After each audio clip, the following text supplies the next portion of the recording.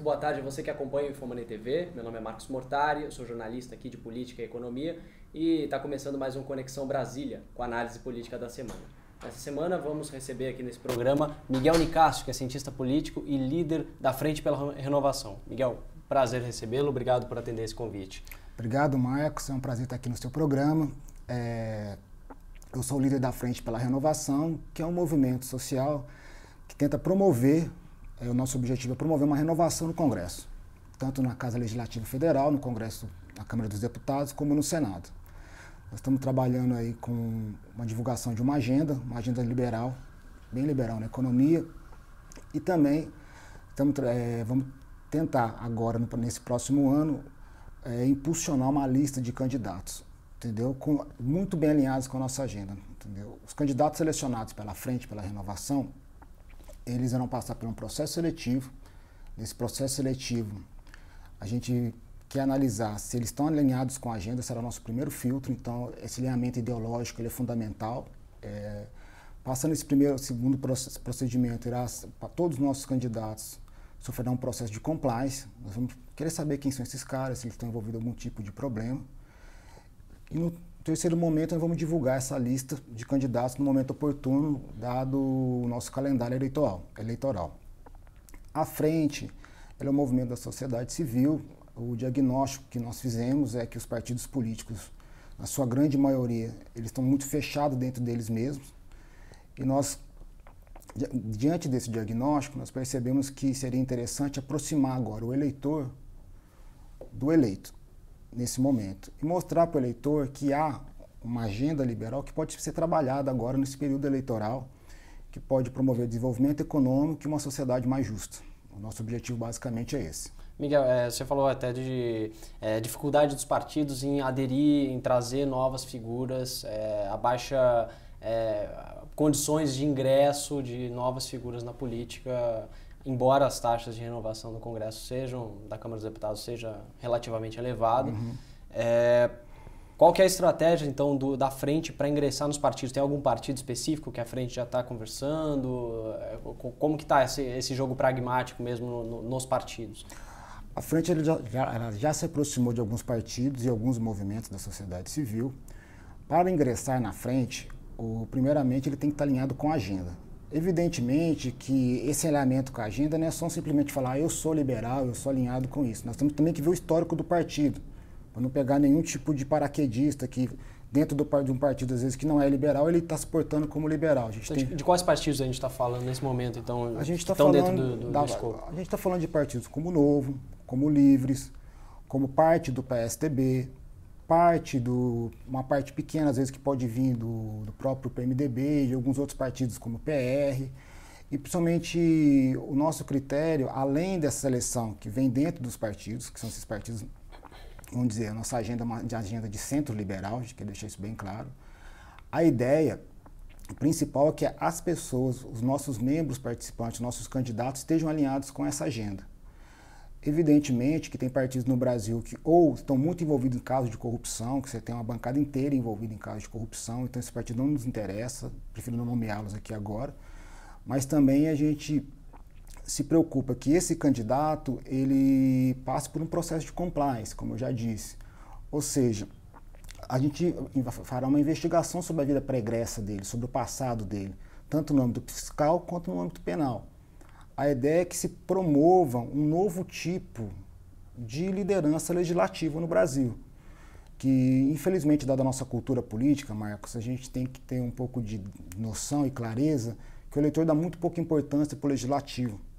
Então, você vê as pesquisas, as pessoas se sentem, a pesquisa até da Nara Pavão, uma cientista política, ela mostra que um dos principais problemas para o brasileiro é a corrupção, mas ele continua votando em candidatos legislativos corruptos. E a taxa de renovação do Congresso, embora ela seja alta, ela está na média de 40%, os que ficam é aqueles de sempre, os que não saem, são os que estão naqueles centrão fisiológicos, que infelizmente no Brasil são identificados como direita. Então você vai pegar partidos como PMDB, PP, PR, PRB, todos esses partidos fazem parte daquela PSD, são todos partidos identificados com aquela velha direita corporativista brasileira.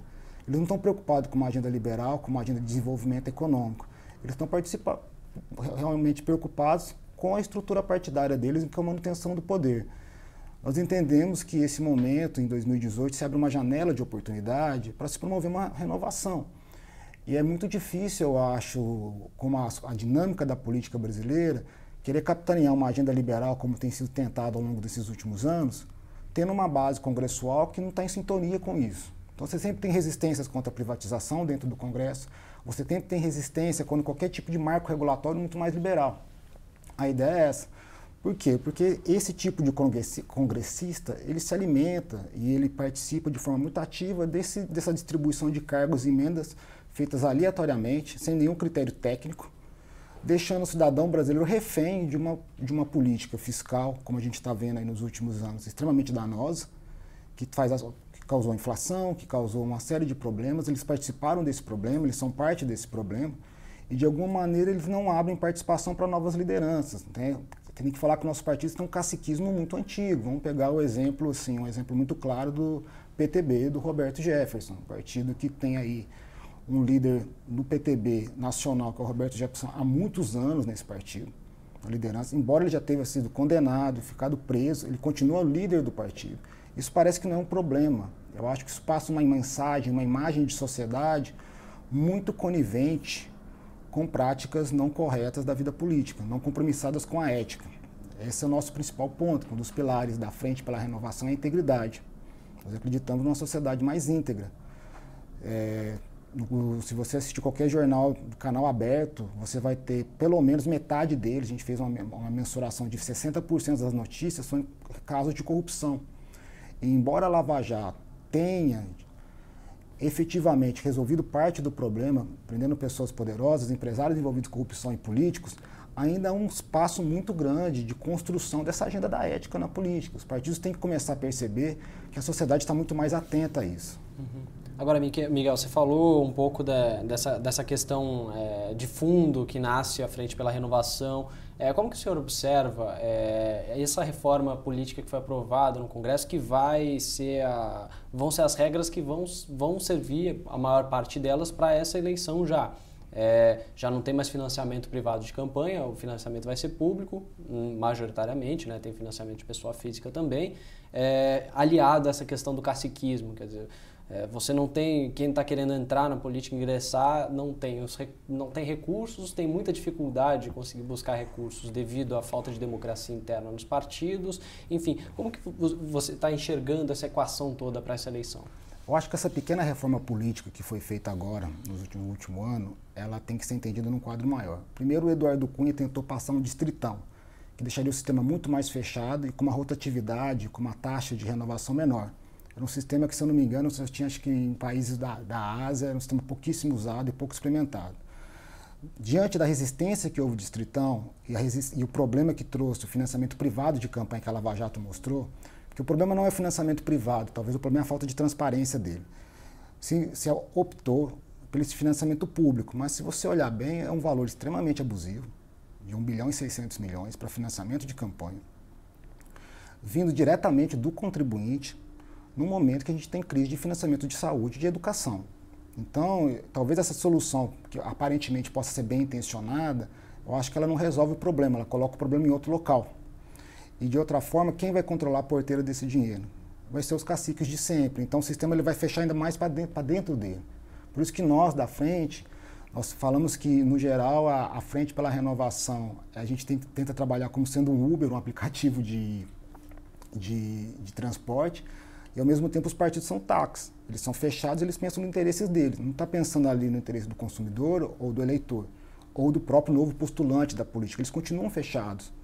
Tá? E esse fundo eleitoral e a maneira que ele está sendo costurado e desenhado institucionalmente, eu acredito que ele vai reforçar ainda mais o problema da renovação e manter esse caciquismo no Congresso. Entendeu? Eu acho que a gente tem que ter em mente que os congressistas eles fazem leis não pensando no bem comum, eles fazem leis pensando no que eles podem ser beneficiados por ela. E a maneira que eles encontraram foi isso.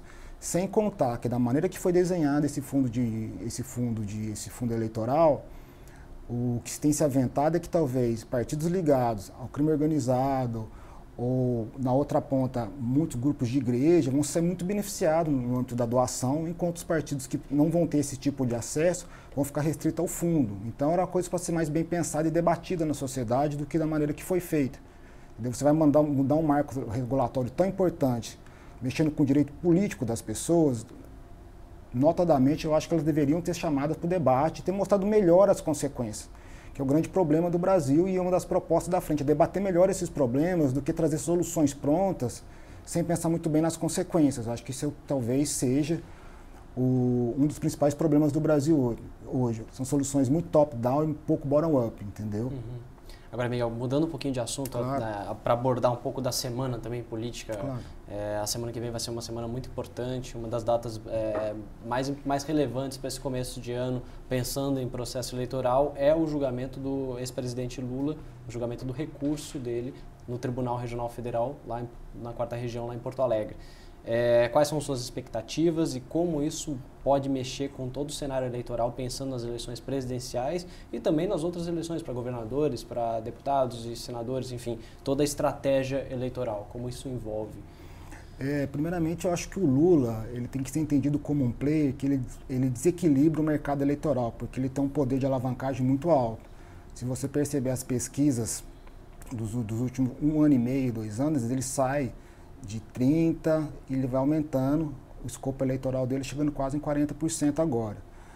Isso reflete, primeiramente, o aspecto do governo Temer também ser envolvido em corrupção, claramente, no caso da JBS, e também do Aécio Neves, presidente do PSDB, que foi o candidato que levantou a bandeira da ética na última eleição e também estava claramente envolvido em escândalos de corrupção.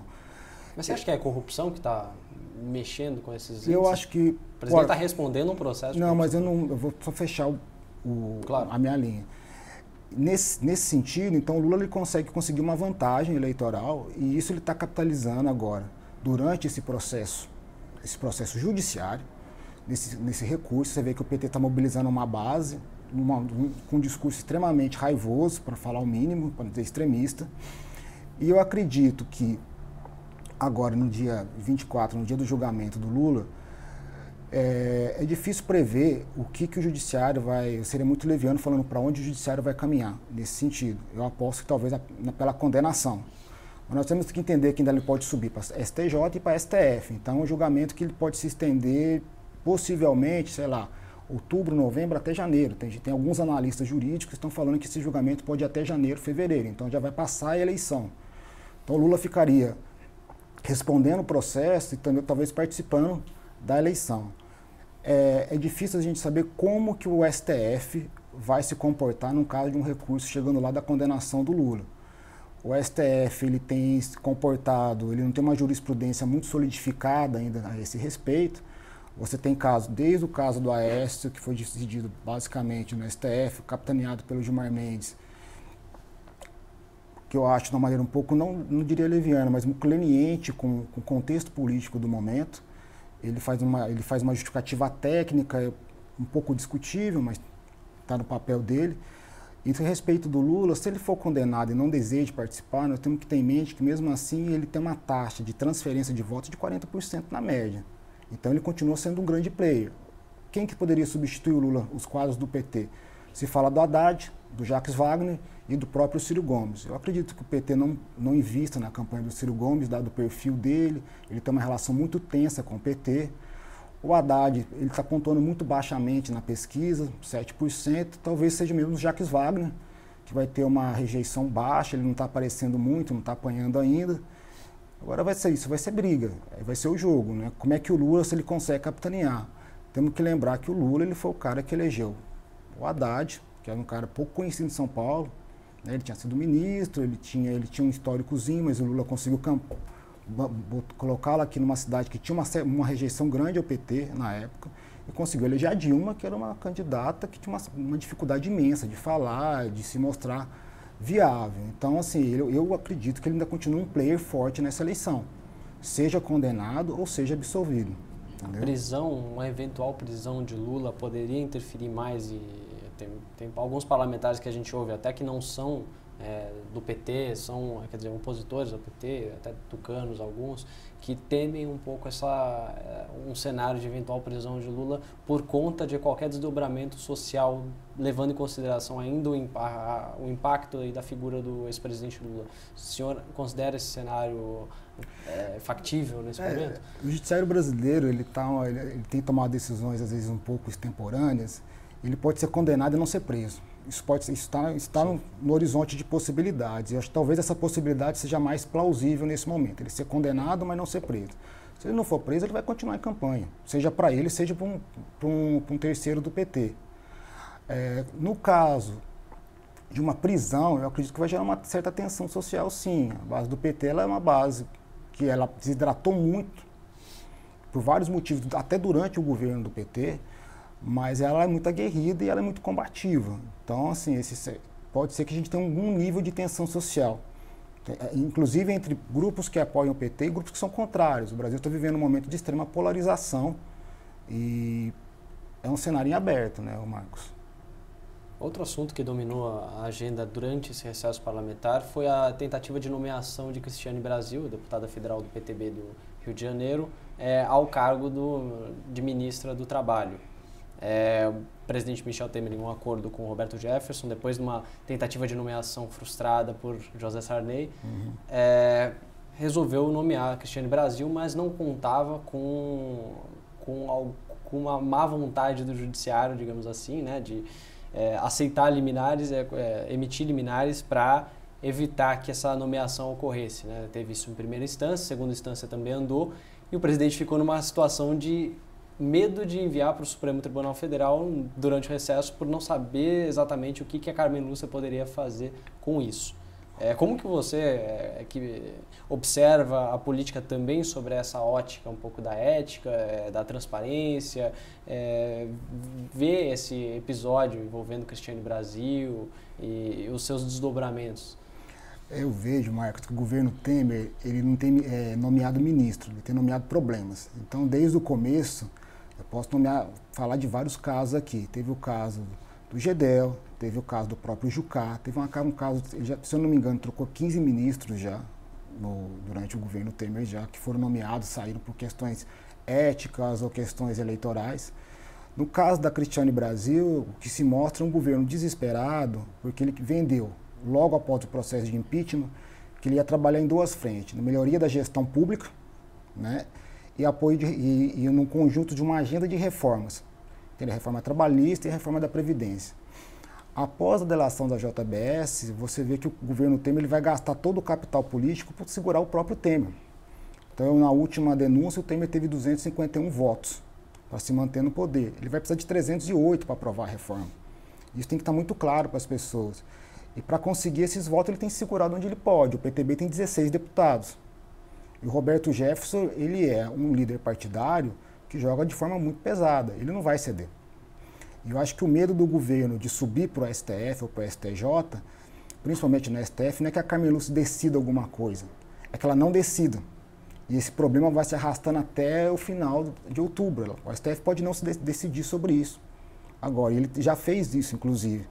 E talvez fosse até a decisão mais prudente agora. Ele vai desgastando o governo nessa situação e a gente fica com um ministro interino numa pasta tão importante como o Ministério do Trabalho, num contexto que nós temos em média 12 milhões de desempregados. Então, assim, fica aquela coisa, aquele problema insolúvel, vamos dizer assim, que de alguma forma atinge demais a vida do brasileiro. E por outro lado, a gente tem que lembrar também, pegando esse gancho, que o governo Temer ele tem tentado, para cacifrar a reforma agora, uma liberação na média de 30 bilhões em emendas e distribuição de cargos. E eu não estou conseguindo enxergar fôlego do governo, não só eu, grande parte dos analistas, de aprovar essa reforma agora em fevereiro. Então ele está tentando apostar na Cristiane Brasil, vamos ver se ele talvez não consiga aprovar a reforma em fevereiro, eu acho que ele pode desistir da nomeação dela ou forçar que ela venha a desistir disso. É muito triste no Brasil que isso tenha sido um caso que se repita sempre, que vem do governo Lula, vem do governo Dilma e agora no governo Temer, se nomear ministros de Estado, um cargo extremamente importante, de alta visibilidade, ou sem critério técnico para aquela pessoa ocupar aquele ministério. Eu não vejo muito bem por que a Cristiane Brasil, qual o critério que ela estaria naquele ministério, tecnicamente. Acho que o PTB, já que ele quer ocupar aquela pasta, ele poderia sugerir o nome de alguém muito mais alinhado com questões econômicas, e ao mesmo tempo ele não consegue arejar, ele passa uma mensagem que qualquer pessoa pode ocupar um cargo público, mesmo que envolvido em escândalo de corrupção ou problemas éticos, que o caso da Cristiane Brasil é uma coisa muito estranha. Uma ministra do Trabalho que tem um passivo trabalhista na Justiça do Trabalho passa uma mensagem muito complicada para a população brasileira. Eu me lembro que no governo Trump agora, teve um caso parecido, eu não me lembro se era no qual ministério, se era no Ministério do Trabalho, foi nomeado um ministro, só que ele tinha contratado uma imigrante ilegal. E mesmo ele provando que ele regularizou a situação dela, o ruído em torno daquilo fez ele desistir de ocupar aquele cargo. No Brasil, o cara é pego em questões éticas, é aí que ele quer ocupar mesmo aquele cargo. E isso é um processo longo de mudança de cultura política e também de cultura institucional. Trabalhar com normas mais de transparência, mostrar melhor quem são essas pessoas que estão ocupando os cargos públicos brasileiros. Agora, Miguel, você tocou nessa questão de cargos de Estado sendo ocupados por figuras partidárias a fim de uma composição congressual. Numa situação atual de tamanha fragmentação e perda de capacidade das lideranças partidárias em conduzir suas bancadas, a gente percebe uma taxa de fidelidade de alguns partidos elevada. Como administrar toda essa situação? O Brasil tem a taxa de fragmentação mais elevada no mundo, né? Não é para principiantes, né? Enfim. É estranho. O nosso sistema eleitoral, principalmente depois da decisão do STF em 2016, que proibiu o aumento da cláusula de barreira. O que é a cláusula de barreira? Ela cria um custo para a criação de partidos. Você vê uma fragmentação muito maior da base partidária brasileira. Então você tem um número imenso de partidos e o que acontece? O presidente ele vai ter que negociar com um monte desses partidos. E é muito difícil até para a população entender que não tem como aprovar lei sem negociar com o Congresso. Só que está ficando uma coisa muito complicada. São muitos partidos. Estão batendo mais de 30 partidos agora no Congresso facilmente. E o governo tem que negociar com todos eles. Isso cria um custo de negociação altíssimo. E, ao mesmo tempo, quando chega em questões muito candentes, como a reforma da Previdência, o governo, às vezes, não consegue segurar a fidelidade partidária. Ele pode até acertar com o líder partidário, mas a base ali, ela discorda do líder. Ainda mais com uma janela partidária nesse momento para março. É complicado, às vezes, no ano eleitoral, você mexer num direito muito para a população que tem uma dificuldade, talvez, de entender de forma mais clara qual que é a vantagem, a vantagem da reforma da Previdência, até porque ela foi pouco debatida, eu acredito, dela perceber que o governo está apostando numa agenda que talvez ele não vai entregar. O mercado apostou que o governo Temer talvez fosse entregar essa agenda num determinado momento. Se você vê o relatório agora da Standard & Poor's, ele é claramente um relatório político e ele mesmo falou, eu acho difícil o governo Temer aprovar alguma reforma da Previdência para melhorar o nível de gastos públicos brasileiros. Claramente é um relatório político, ele joga a culpa tanto na capacidade de negociação do presidente, como na fragmentação e na fraqueza do Congresso entender a gravidade do problema fiscal brasileiro. Então você fica com um super problema na sala sem uma solução aparente de curto prazo. Agora, caminhando para outro tema também relevante nessa semana, né, nessas últimas semanas de recesso, foi também a questão da privatização da Eletrobras. O governo, no final do ano, editou uma medida provisória que está em tramitação no Congresso. Só que dos artigos lá definia a possibilidade aí da entrada da Eletrobras aí num rol de empresas que poderiam ser privatizadas para realização de pesquisas, né? Mas esse ponto foi novamente por um pedido aí, por uma ação popular, se não me engano, foi impedida, foi suspensa em primeira instância. Recentemente o TRF também, o Tribunal Regional Federal também manteve a decisão. Essa quantidade excessiva, antes de entrar na questão de mérito, essa quantidade excessiva de interferências do judiciário também dão alguma mensagem política ao governo nesse momento, de fragilidade, enfim? Eu acho que o judiciário brasileiro, mais do que nunca, ele tem que se comportado como um grande player político, né? Ele interfere em questões políticas, até porque o que ele olha, ele vê um governo fragilizado, cobrado da sociedade, o problema não é resolvido no governo, não é resolvido no legislativo, ele vai chegar no judiciário e ele tenta dar a solução que ele acha melhor. Temos que contar também que no caso da privatização específica, o Brasil tem uma cultura política muito contrária à privatização, ainda é uma coisa difícil de você passar a mensagem para a sociedade o que ela é benéfica. Quando você pergunta para as pessoas se ela é contra ou a favor da privatização, grande parte da população fala que é contra. Mas se você pergunta se ela quer ter acesso a um telefone de qualidade, mais barato, ou água de qualidade, ou energia elétrica, mesmo dado por um privado, ela é a favor. Ou seja, ainda tem um espaço de construção de um discurso que ainda não foi feito. No caso do nosso judiciário, se nós lembrarmos das privatizações do governo Fernando Henrique, houve um conflito entre judiciário e o governo naquele momento que foi até mais duro do que agora.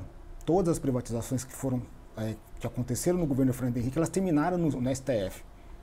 Teve leilão que ele aconteceu nos 45 do segundo tempo. Então a gente tem que ter a ideia que também a cultura política dos nossos juízes ela é muito contrária a essa ideia de entes privados promovendo como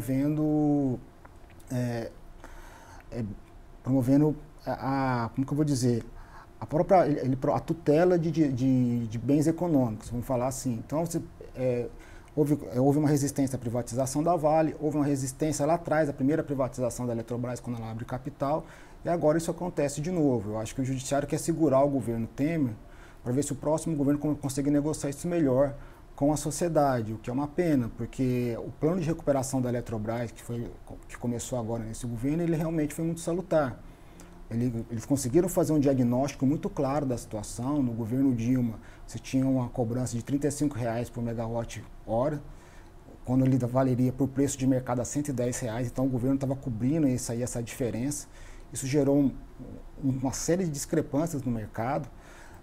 A nossa lei de concessão ela trabalha em dois eixos, né? Na própria provisão, ela trabalha tanto promovendo a concorrência entre os entes privados e tentando garantir a tutela dos mais vulneráveis por meio da concessão. O que o governo Dilma fez foi tentar trabalhar só na tutela do bem, da energia mais barata, e isso a gente não pode... Ela errou, parte da iniciativa privada do mercado brasileiro também errou, porque muitos deles concordaram com esse preço mais baixo de energia elétrica, mas ninguém viu que essa conta ia chegar no consumidor em algum momento. A Eletrobras ela perdeu o valor de mercado, hoje o valor patrimonial da empresa é muito maior do que o valor de mercado dela, uma incongruência clara. E o plano de recuperação da Eletrobras, ele visa recuperar, trazer de novo a Eletrobras num patamar que ela possa ter mais competitividade e valor de mercado. Ela foi suspensa da Bolsa de Nova York. O que eu percebo é que talvez se o governo Temer ele conseguir articular bem até fevereiro, eu acho que fevereiro vai ser o grande sinalizador para todo o mercado, tanto da privatização da Eletrobras quanto da Previdência, a capacidade de articulação do governo. Então, se até fevereiro ele conseguir sinalizar alguma coisa, eu acredito que talvez no segundo semestre a privatização da Eletrobras ainda possa acontecer. Mas é um cenário muito incerto, Marcos, é um cenário muito difícil de você prever. Ele colocou o Marcos Marum para negociar, é um negociador duro, o ministro do governo, Carlos Marum, secretário de governo, e ele já liberou, parece que vai ser até uma quantidade de 30 bilhões em emendas, ele está trabalhando com a questão dos cargos, ele é um negociador que entende bem do Congresso, ele participa desse centrão fisiológico, mas tem um problema. Quem se alimenta dos cargos da Petrobras, quem se beneficia desse butim de cargos, vamos dizer assim, é o próprio centrão. Então ele também perde algumas coisas ao privatizar a Eletrobras. Então é um cenário incerto, é difícil prever se essa privatização vai ocorrer ou não. É difícil apostar, assim, depende da capacidade do governo e uma capacidade incerta. Do ponto de vista de estratégia política, daria para tentar avançar com essa privatização depois das eleições, naquele período entre no final de governo Temer e início do próximo presidente, a depender também dos esforços do próximo presidente também nessa composição? Ou é muito difícil imaginar um cenário desse? Olha, eu acho que é um ponto a se pensar. Após a eleição, o custo de você tanto jogar uma agenda de privatização da Eletrobras ou de reforma da Previdência, ele fica muito menor, porque se passa o período das eleições. Talvez essa possibilidade ela possa ser aventada. A questão é como é que esse governo vai chegar até lá, né? Se ele vai se desgastar, mas ele já está no fundo do poço, mas parece que por causa da Cristiano Brasil ele chega no fundo do poço e ele ainda consegue cavar mais um pouco, né? É uma coisa muito incerta, é difícil você falar que ele vai ter, sei lá, os votos da Previdência ou vai conseguir derrubar no judiciário as questões da Eletrobras. Eu acho que é muito incerto. Então, para fechar aí o programa, a última pergunta, queria voltar um pouquinho para o cenário eleitoral presidencial. Muitos analistas políticos apontam o risco de fragmentação desse espectro político que eles chamam de centro, quer dizer, a base governista nesse momento, ter mais de um candidato como principal risco político à agenda de reformas para o próximo presidente que assumir. Né? Eu me refiro a mais de uma candidatura, por exemplo, Geraldo Alckmin, Henrique Meirelles, Rodrigo Maia, tem muitos nomes para, na verdade, em tese, uma candidatura que tenha que aglutinar esse espectro político. Como você vislumbra esse cenário eleitoral num momento ainda bastante incerto, né? Eu acho que esse cenário eleitoral, Rodrigo, ele está incerto porque não tem nenhum player no centro com uma quantidade significativa de votos ou de intenções de votos. Então você tem o Alckmin, que estava lá em 7%, você tem o Rodrigo Maia, que é pouco conhecido fora do Rio de Janeiro, o Henrique Meirelles, que é pouco conhecido em qualquer lugar. Então todos eles estão tentando fazer o que? Se cacifar e ver quem que vai subir. Eu tenho certeza que o Centrão ele não vai apostar numa fragmentação de candidaturas, ele vai querer chegar unido até para ele se proteger durante esse processo eleitoral.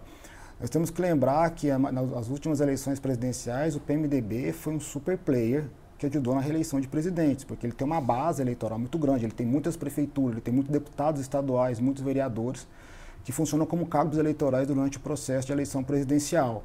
Então, se for para apostar, assim, o PMDB ele ainda vai apontar um nome aí que talvez ele vá entrar nessa candidatura. A questão é que nenhum nome do centro ainda aparece como viável, entendeu? Nenhum nome do centro conseguiu ainda romper tanto o crescimento do Lula quanto o crescimento do Jair Bolsonaro. Nesse momento, o nome mais viável na sua avaliação seria o de Geraldo Alckmin. Muita gente está apontando ele por conta da máquina aqui em São Paulo, do histórico já como articulador político. A gente tem que... o estado de São Paulo ele é um estado extremamente importante, é o nosso maior colégio eleitoral. E o Alckmin, ele é muito bem articulado em São Paulo, tanto no nível das prefeituras quanto da Câmara Estadual, da Assembleia Legislativa Estadual. Eu acredito que ele seja o candidato do PSDB. A questão é se ele vai conseguir alavancar no Nordeste e nas outras regiões do Brasil. Isso é um grande desafio para o PSDB, porque o PSDB sempre trata a eleição presidencial como se fosse São Paulo. A eleição em São Paulo tem uma dinâmica muito própria, mas a eleição em Minas Gerais, no Nordeste, ela tem uma outra dinâmica. O desafio do PSDB e do Alckmin, na minha visão, é como ele vai trabalhar essa dinâmica, com quem que ele irá compor. Num cenário que é muita resistência a alguns nomes antigos da política, de rejeição muito grande da política. Se acompanharmos agora a eleição fora de época do Amazonas, os brancos e nulos abstenções ganham dos dois candidatos. Então a gente não sabe como que está esse eleitor e qual que vai ser o poder dessa base, que pode ser desse centrão, que sempre foi um ator muito importante no processo eleitoral, quanto que ele vai conseguir alavancar de voto para o candidato presidencial. Isso não está claro para ninguém ainda, é um cenário incerto. Muita gente, as análises mais conservadoras de política falam, olha, o Centrão ele ainda é um player importante, se quem ele apoiar tem a grande chance de ir para o segundo turno. A maior probabilidade é o candidato do Centrão brasileiro, que for apoiado pelo Centrão, ele tem grande chance de ir para o segundo turno. Só que também falam assim, é um cenário que também tem uma certa incerteza, dado o nosso contexto aí de insatisfação com a política que tem sido muito grande. Saiu uma pesquisa da Big Data, da ideia Big Data, que ela fala que 72% dos brasileiros estão querendo um candidato honesto. Foi o maior score até hoje em 15 anos da empresa. Então, assim, é um cenário incerto. Essa eleição talvez vai ser a eleição do diálogo, de buscar o eleitor, de mostrar alguma coisa nova. O problema é que você olha para o cenário de eleições presidenciais, os candidatos que são outsiders, sei lá, o Amoedo do Novo, ainda não conseguiram se mostrar, se capitanear. E o que tem aí nas pesquisas, os candidatos de sempre, é Lula, que ocupa a política desde 79, você tem o Jair Bolsonaro, que é deputado há mais de 30 anos, e você tem o Alckmin, que é governador de São Paulo há 20 anos. Então, assim, são os players da velha política. Talvez abra espaço, possa ter um espaço aberto para um novo tipo de candidato, um outsider, que possa capitanear esses votos, mas, de novo, ainda é um cenário muito incerto para você afirmar categoricamente que isso vai acontecer, entendeu? Miguel, muito obrigado pela sua participação nesse programa. As portas estão sempre abertas, vamos gostar de ouvi-los nas próximas vezes também. A você que nos acompanhou, muito obrigado pela audiência. Entrevistamos Miguel Nicásio, que é cientista político e líder da Frente pela Renovação. Obrigado pela sua audiência e esperamos contar com ela na próxima semana também. Até lá e bom fim de semana.